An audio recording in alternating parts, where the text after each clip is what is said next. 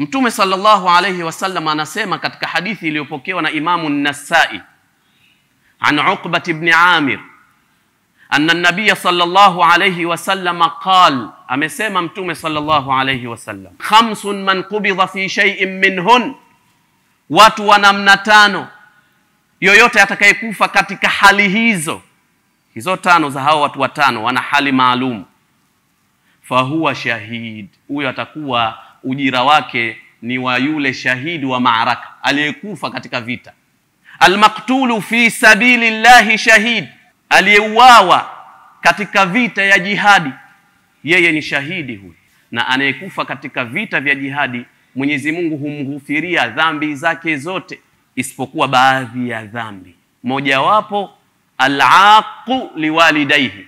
Hata kama anakufa katika vita lakini ikawa wazazi wake wawili hawafanyii wema na ihsan, dhambi hiyo hasameheki.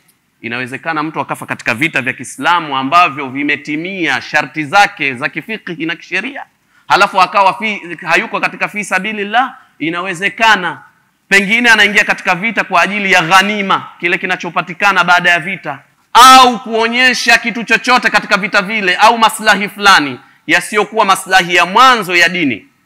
Ilipokewa hivyo katika vita vimoja, yule ambaye alichukua kitu katika vita akaficha kwa nia yake hiyo tu, ikawa kwake yeye ni mtihani. Lakini walghariqu fi sabilillah shahid, yule aliyekufa maji katika njia ya Mwenyezi Mungu, huyo ni shahidi pia. Walmabtunu, na aliyekufa kwa maradhi ya tumbo ya kuharisha, akaumwa mpaka akatoka roho katika maradhi yake hayo, na yeye ni shahidi. Walmat'un, na yule aliyechomwa kwa visu au kitu chochote chenye ncha kali, aliyepigwa risasi akafa katika njia hiyo, lakini fi sabilillah, na yeye ni shahidi. Lakini pia wanufasa, na wale waliokufa kwa uzazi, wanawake, akafa kwa uzazi lakini katika njia ya Mwenyezi Mungu, na yeye ni katika mashuhada, ni mashahidi. Maana yake nini hii fi sabilillah? Amekufa fi sabilillah, amekufa fi sabilillah, hakufa katika fi sabili shaitan.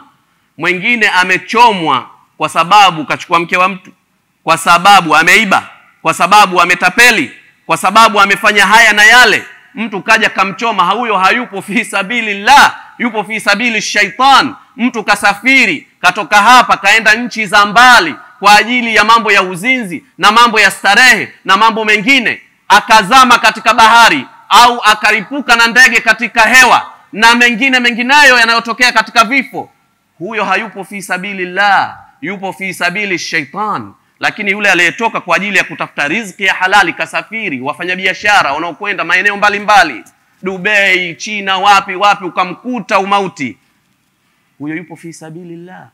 Aliyetoka kwa ajili ya kutafuta elimu, ukampata umauti huko, yupo fi sabilillah. Mwanamke ambaye amekufa kwa uzazi uliokuwa wa halali, amekufa fi sabilillah. Kwa hiyo tuzingatie neno fi sabilillah, kila tunachokifanya kiwe katika njia ambayo inamridhisha Mwenyezi Mungu, hiyo ndiyo fi sabilillah.